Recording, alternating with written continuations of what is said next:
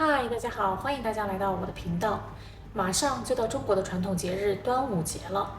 今天这期视频呢，我就和大家介绍一下，在中国我们端午节的时候都需要干什么，而且在端午节发节日祝福语的时候又需要注意什么呢？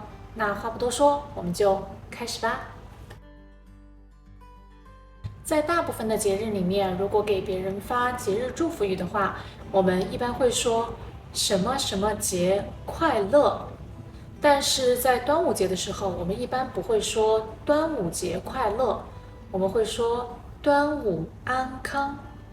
具体的原因呢，请听我细细道来。端午节是每年阴历的5月初5。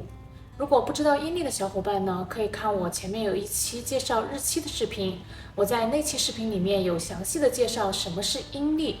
5月一般被认为是夏季的开端，夏天由于天气炎热，蛇虫较多，所以大家在夏季的时候呢，也更加容易的生病。因此5月这个月呢，就被认为是毒月。那么5月的5日呢，也被认为是毒日。在古代的时候，端午节这天是需要驱邪的，因此大家在互道祝福语的时候呢，才会说安康。安康的意思呢，就是安全健康。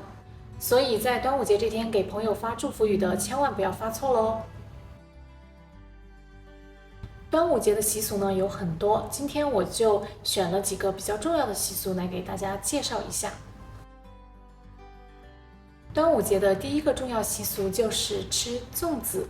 粽子的主要材料呢是糯米，分别有咸、甜、碱水3个口味。咸粽子里面呢，主要可以放猪肉、腊肉、火腿、香肠、蘑菇等等。甜粽子里面呢，可以放红枣、红豆、花生、绿豆等等。碱水粽子呢，则是将糯米放在碱水里面浸泡1晚上之后制作而成，里面呢一般不放任何材料，食用的时候蘸糖食用即可。最后将这些材料用粽子叶包裹起来，蒸熟即可食用。端午节的第二个重要习俗呢，就是喝雄黄酒。雄黄呢，实际上是一种矿物质，含有一定的毒性。一般饮用的雄黄酒只是在白酒里面加入了一点点的雄黄，但是也不可大量饮用。雄黄酒呢，有杀毒驱虫的功效，因此在端午节的这天，我们会把雄黄酒洒在家里面比较阴暗的地方，来达到一个驱虫的效果。端午节的第三个重要习俗呢，就是赛龙舟。赛龙舟这项活动的起源呢，实际上是为了纪念古人，其中最有名的就是屈原。屈原是中国历史上的一名官员，他在职的期间呢，十分的爱护百姓，因此百姓也十分的爱戴他。后来屈原在5月初5这天呢，投江自尽，当地的百姓十分的伤心。因此，利用划龙舟的方式来驱赶江中的鱼虾，避免鱼虾吃掉屈原的身体。自此以后，每年的5月初5，人们都通过划龙舟的方式来纪念屈原。发展至今，赛龙舟已经变成了一项竞技运动，但是不是在中国每一个城市都有这样的活动，只有在那些靠近河流或者是湖泊的城市才会有这项竞技运动。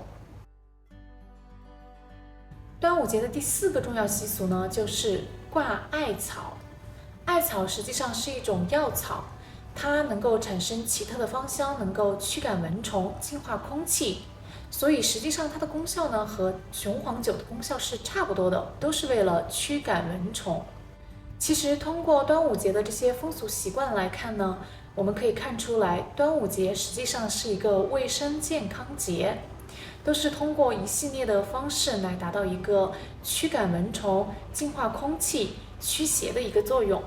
这也更加能够解释为什么我们的节日祝福语要说端午安康。好啦，这就是今天视频的全部内容啦。希望这期视频呢能够帮助你们对中国的端午节有一个更深的了解。那我们下期视频再见啦，拜拜。